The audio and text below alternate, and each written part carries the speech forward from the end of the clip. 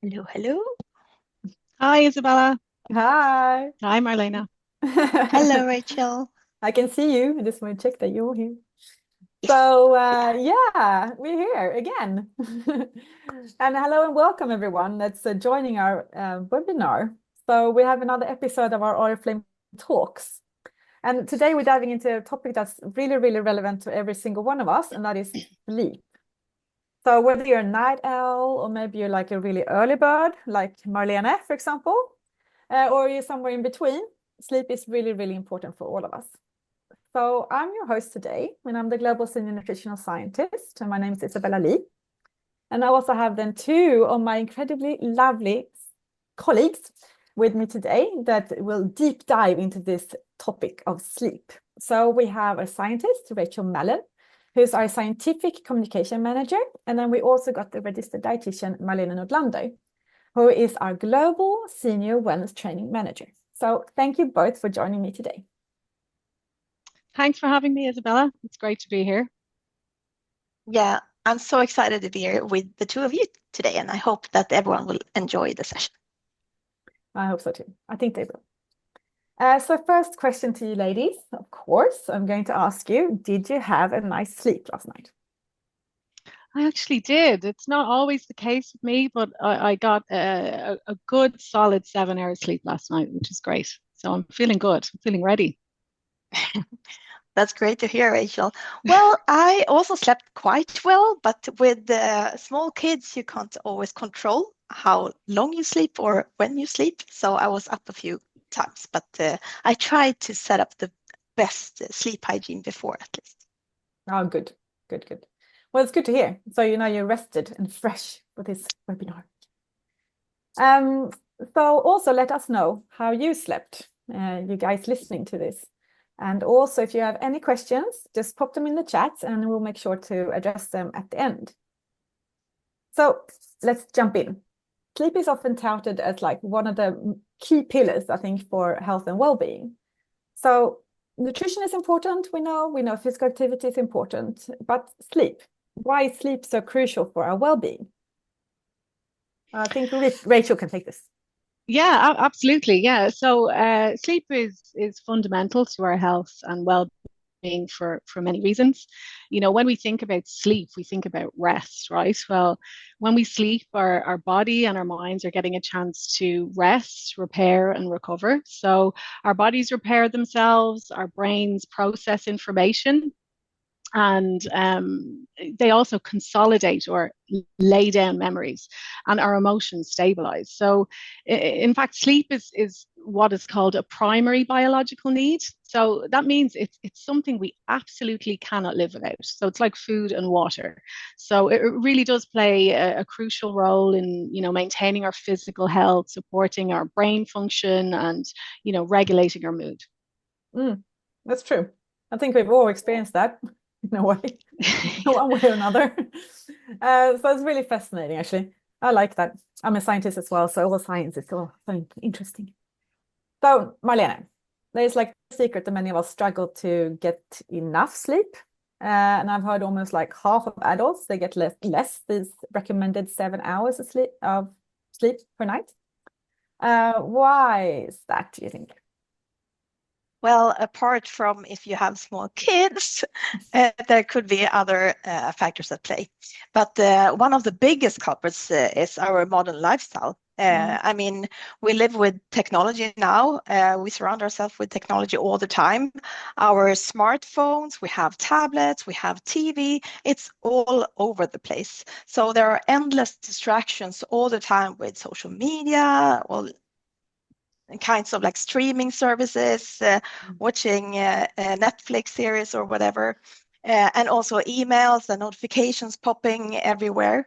So these are all designed to actually keep us engaged and that we want to see them, we want to hear them. So, and it's often also long past our bedtime.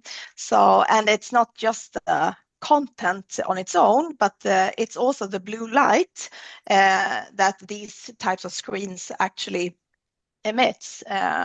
So that type of blue light can actually interfere with our sleep. And also beyond that, I mean, life has different types of demands, whether it's caring for like a newborn or even when the kids are getting a bit older. We could also, I mean, some people work late night shifts, or, I mean, nowadays, many people having a hard time managing stress levels as well. So all of these different things can impact our ability to prioritize sleep, at least. Yeah, I agree. Very much so. I think we've all kind of slave under the technology in one way. And also with this light that's emitted through the smartphones, definitely. So yes, it's amazing how much our modern day world can interfere with something so fundamental as sleep. So in general, a minimum of these 7 hours is recommended. But we also know that the amount of sleep, I mean, it must be individual because we're all individuals. So it's different for different people. And how do we then know what is the right amount for me? And Rachel, do you know if there's like an easy way to find out? Yeah, it's a good question. It can be a little challenging to know exactly how much sleep do you need. But I suppose a good indicator, the first thing I would say is, look, how do you feel the next day? Check in with yourself. Do you feel rested after your night's sleep? Are your energy levels maintaining? Are they stable throughout the day? And can you stay awake during meetings, especially that long meeting that we have after lunch? So if you're able to stay awake during that, or if you've answered yes to those questions, then you probably are getting enough rest. You probably are getting enough sleep.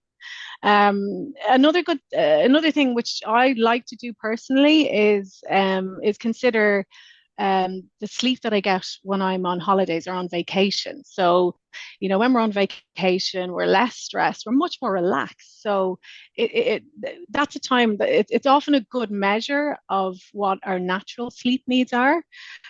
So I would say pay attention, to what your sleep is like when you're on vacation, and then when you come back, try and schedule enough time for that amount of sleep.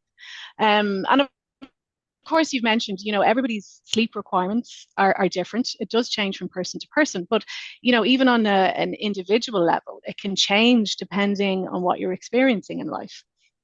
So I'm thinking of things like, physical activity and hormonal fluctuations. They will all have an effect on the amount of sleep that you're going to need or that you might need. So, if I've been exercising a lot, or if I've started a new really intense, vigorous exercise regime, it makes sense that I'm going to need more sleep than I did maybe the previous week. And, even hormonal changes in your monthly cycle, they can potentially increase or decrease what's called your sleep drive, which is your physical need for sleep. Yeah, that's true. So many different factors, isn't it? Yes. So it's really helpful advice. I like that with the, when you're in a not so stressed state, to really check then how many hours you need. So I might just try that myself, because I struggle sometimes to find these like optimal numbers of sleep hours. But then again, I'm a scientist, so maybe I'm a bit zoomed into the wrong details here. I need to feel more. But even if we do get enough sleep, you can feel a little bit off, the day after. Is there any like how can we manage a bad night's sleep? Is there any tips? Well, first, don't worry, because feeling exhausted after a bad night's sleep, it won't have an effect in the long term. Of course, if you are experiencing bad night's sleeps like all the time, it will have long-term effects. But I think that most of us tend to go for a lot more coffee and tea to keep us awake. Of course, you can do that, but not overdo that, because too much caffeine can also interfere with your sleep the next night. So try to, have a coffee. It's good for you in some sense, but not too many cups a day. And another thing is to try to avoid like the sugary snacks, even if you are tempted, because this sugar high will be quite short-lived and might also make you feel even more tired later on.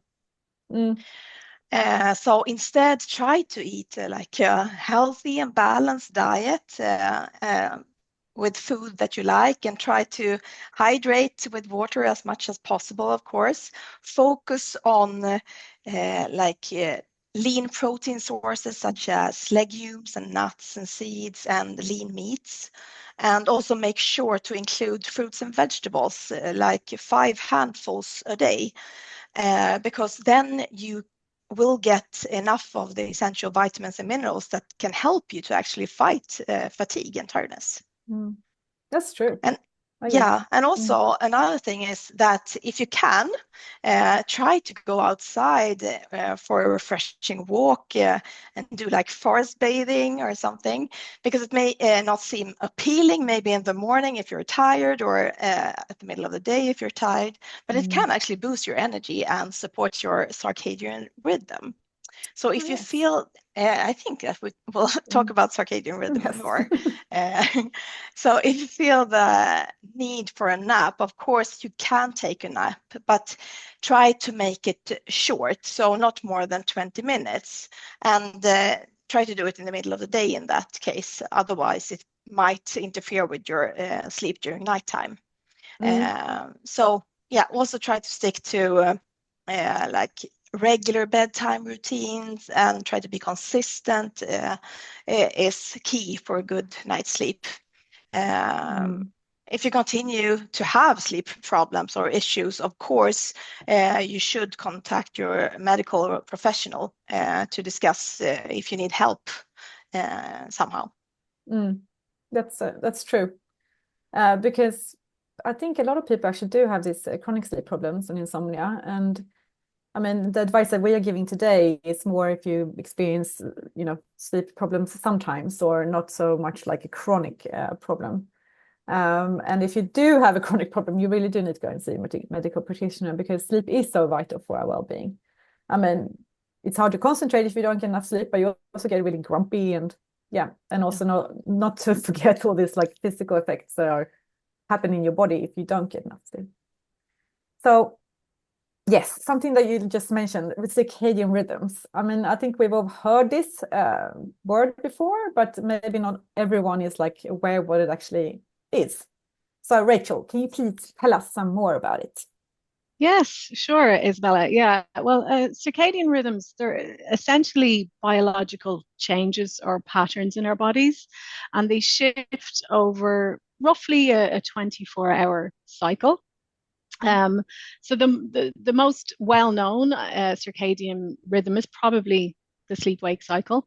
So these rhythms in our bodies are, they're really heavily influenced by cues from the environment. So the most important cues for our sleep are light and dark.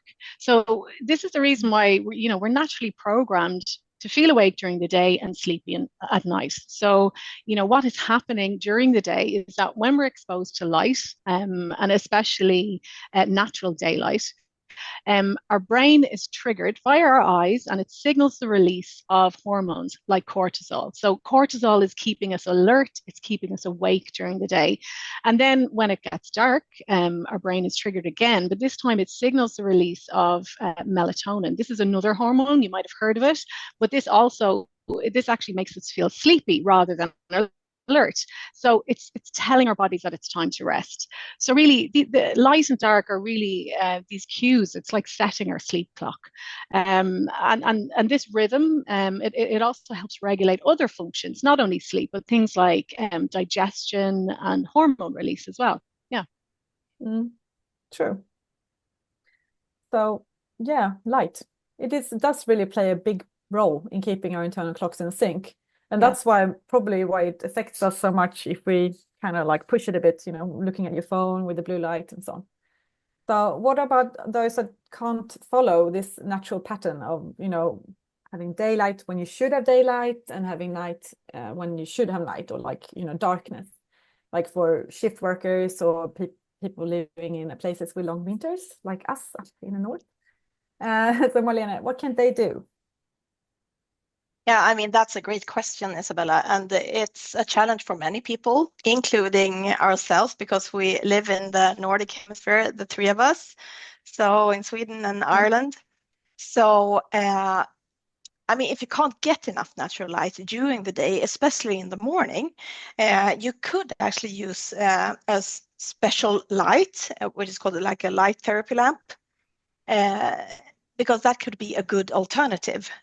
These lamps, they mimic natural sunlight and can actually help to regulate your inner circadian rhythm.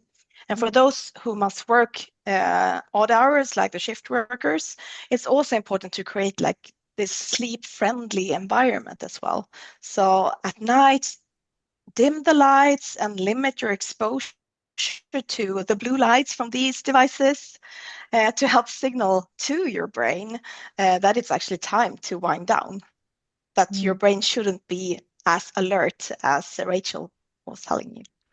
Yeah, that's true. And it's actually really good tips. Thank you so much. I think it applies not just for, shift workers, also for us that sometimes work a little bit extra hours and so on. So let's talk a little bit more about what happens when you don't get enough sleep. And not just like for one night, but like for several nights, because it can happen. I mean, it happens sometimes. So Rachel, what impact does this sleep deprivation have on our bodies and our minds? Yeah, well, the effects of sleep deprivation, it can be quite serious, because sleep is a bit like fuel for the brain. Without enough of it, our ability to learn and our ability to lay down those memories into the brain, they're affected. So if you think about it, like lack of sleep is a bit like trying to run a computer that has half its memory. It's just not going to work very well. And this also, sleep deprivation, it also makes our reactions to emotions much more intense, because it causes a bit of chaos in the part of the brain where we process our emotions. So we feel things more strongly, and we'll be less able to handle stress, and we're probably more likely to be impulsive. So maybe making decisions that we mightn't have made when we're more rested.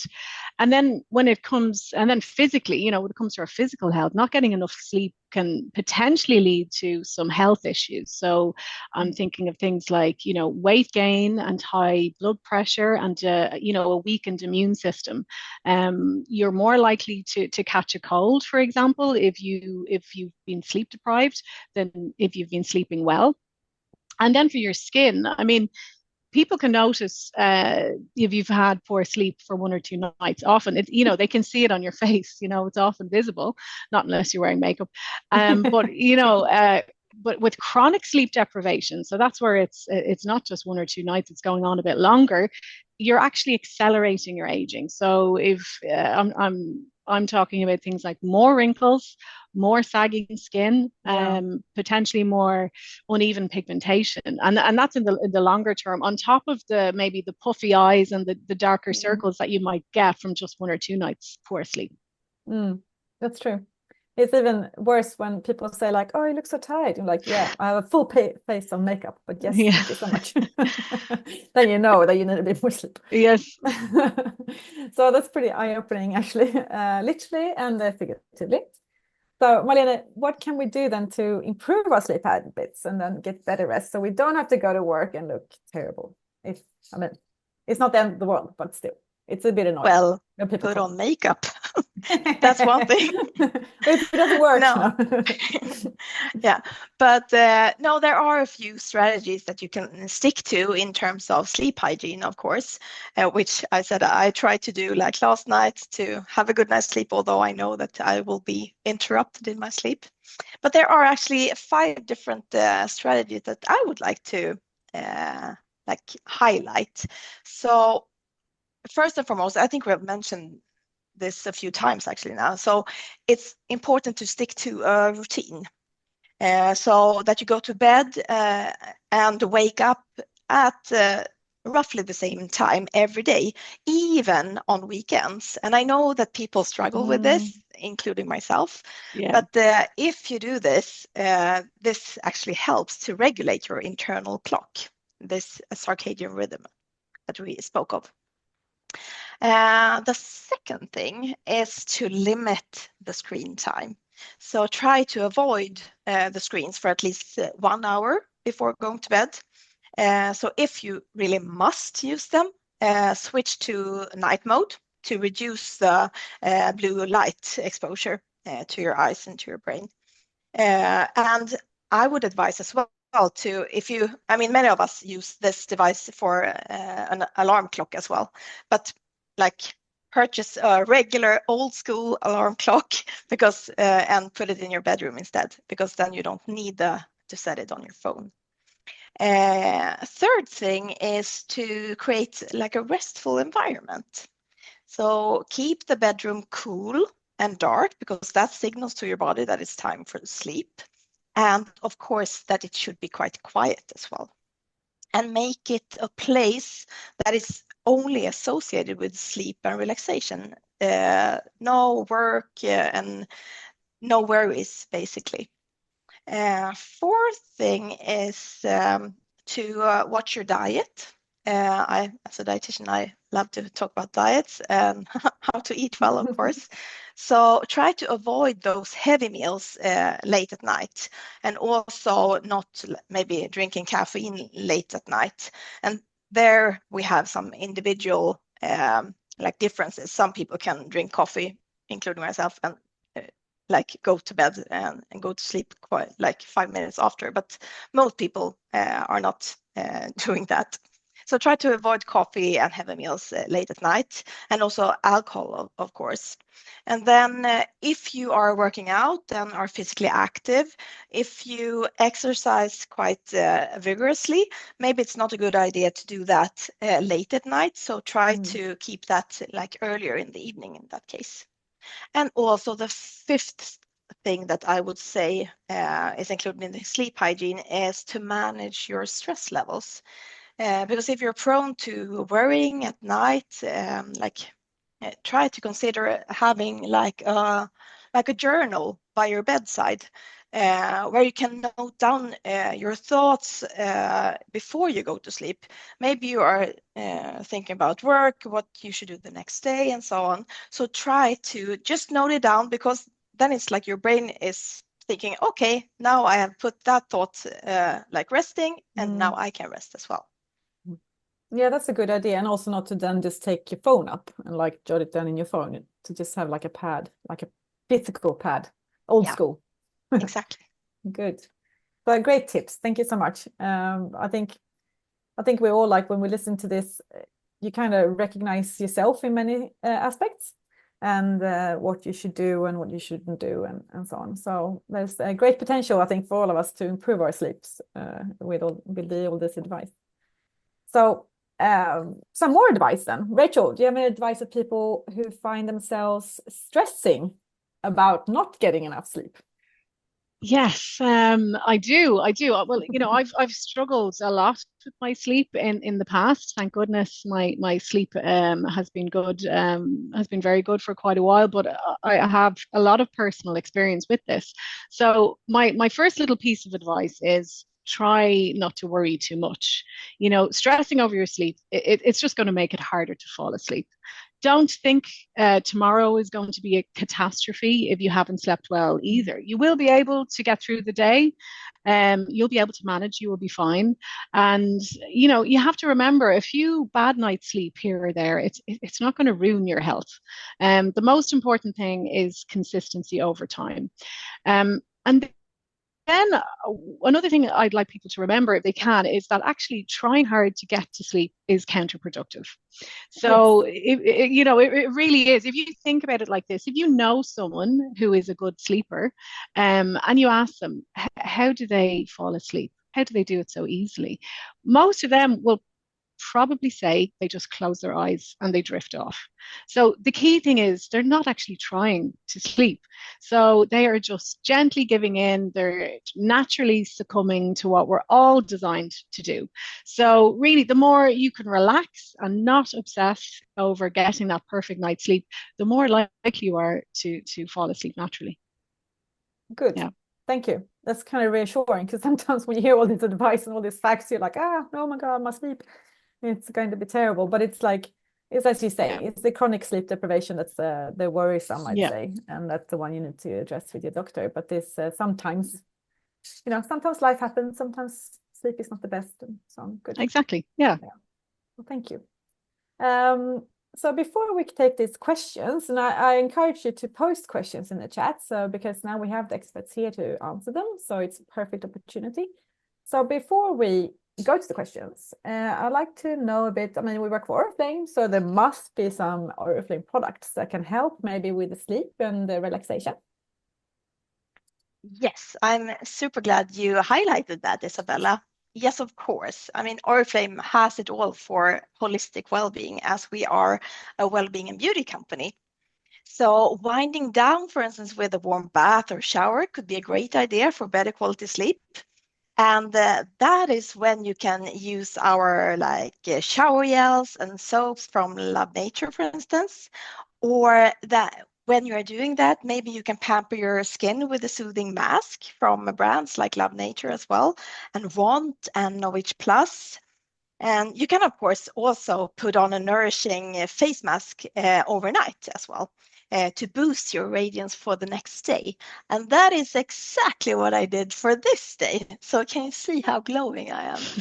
Oh my God, you should told us. We could have done the same thing. No, I would really like to recommend this one. Can you see it? It's the Novich Plus Intense Skin Recharge Overnight Mask. So if your skin is tired and fatigued and needs like a recharge like I did from last day, this product is actually designed to be used overnight. So it reduces signs of fatigue and aging, and also boosts hydration and nourishment. So it's like 8 hours of beauty sleep for your skin. It's working well for you, Marlene. Oh, thank you. But we have other products as well, coming to my, I wouldn't say favorite brand, but the brand that I work mostly with, which is Wellosophy. So we can also offer different types of supplements from our Wellosophy brand with the vitamins and minerals, such as vitamin C and B vitamins and minerals like iron and magnesium that actually have proven effect of reducing tiredness and fatigue. And those products are the multivitamin and mineral tablets, which are also included in the wellness packs. But we also have this meal replacement for weight control that helps you to lose and maintain your weight. But it's a really nourishing meal that has 23 different vitamins and minerals in them that can help with reducing tiredness and fatigue as well. Another thing that I don't think we have brought up already, but it's very interesting with new scientific papers coming on gut health. And it's actually emerging evidence saying that a healthy gut environment can actually promote healthier sleep. And that's when our gut health products come into my mind, at least. So we have the prebiotic fiber drink, and we also have the probiotic L-Plantarm 299V capsules. So these are like good bacteria that you add to your gut, and the prebiotic fiber drink are actually the food that those good bacteria can eat, so they can thrive. So we have a healthy gut biome. And last but not least, I will give you a sneak peek. So speaking of Wellosophy, soon you will actually have even more Wellosophy products that can support your sleep and relaxation. But what it is, you will have to wait a bit longer for. It's right. So we have a little teaser. No, but it's super exciting. I mean, I work with Wellosophy, of course, so I'm also very excited for this product launches coming. But we do really have a really nice product, so for topical applications, so for like supplements and so on. So I think, and And if we would dig into a bit more, I think we would have a lot of products actually do help you with sleep and relaxation. So it's just, I think I've seen in the chat now, people are like posting their favorite, sleep supporting product and so on. So yeah, it's great. It's great. Thank you for sharing. We can't wait for these products, of course. And I think it's actually really nice that everyone's posting their favorite product. I like that. So let me check if we have some questions, because now it's question time. Yes, we have one actually. I think that's really good. We should address that because so how much sleep do we need? Because we've talked about a lot about like, oh, it's individual, how much sleep you need. It's like 7 minutes, 7 minutes, 7 hours minimum. So 7 minutes will be good, yeah. 7 hours minimum and so on. But it's between 7 and 9, but still, like, how much do we need? Do you have to like follow the book? Kind of? Well, I mean, that's the minimum recommended amount for adults is 7. But I mean, we are not, we're all individuals, as we say. So, I want you to remember, again, not to stress over numbers, because if you're feeling rested the next day, if your energy levels are stable throughout the day and you're not falling asleep during meetings, and you're that post lunch, that mid-afternoon crash that some people speak about, if that's not really happening to you, or it's not really severely impacting you, then you probably are getting enough sleep. So if it's close to that 7 hours, that's fine. I know some people who can absolutely knock out 9 hours sleep, and more power to. That's just not me. But so don't worry about the number necessarily. It's really more so be aware of how you feel. So, and it's in and around that number. But I guess the World Health Organization, that's the minimum recommendation, and that's for adults. So it does also vary for babies, children, and teenagers as well. Oh yes, and yes, we know. I have a teenager. Kids and adolescents need more sleep in general than adults, as they are growing, so they need to sleep and recover and repair their bodies even more. Absolutely. And they also often have a little bit not synced, like with us adults, like we can stay up later and go up earlier, and like all these things, and young kids, they need to sleep early. And also adolescents actually need to sleep in a little bit more in the morning. So I think some schools have actually got the hang of this and starting school a bit later than 7:38 in the morning. Yeah, and I mean, I can remember, it was a long time ago, but I do remember what it's like to be a teenager, and an amazing propensity to come home from school, have a nap, and then continue to get a great night's sleep. Then it just wouldn't happen now. So it is different, it is unique. But if you're an adult, yes, it's aim for around minimum 7. But again, don't get too hyper focused on that number. No. And also, actually, on the topic of naps, because when you come home and have a nap, maybe you don't do that in your bed. Maybe you do that in your sofa, or like even sitting up, you can have a nap. But what's the best sleep position? Do you guys have any idea, like, or any? What's the best sleep? Different sleep position? Like, should we lay down? Should we sit up? Should we? I don't know. What's the best sleep position? Well, the best sleep position can vary. I mean, depending on what you like. If you like to lay on your back, or on the side, or on your stomach. So, but there are, of course, like general pros and cons to each type of position. So, for instance, if you are sleeping on your back, like I do quite a lot actually. So the pros for that, it's that you get like a good neutral spinal alignment between your head and your neck and your spine. And it can also minimize the acid reflux as well. But on the contrary, the bad side to sleeping on your back could be that you snore even more.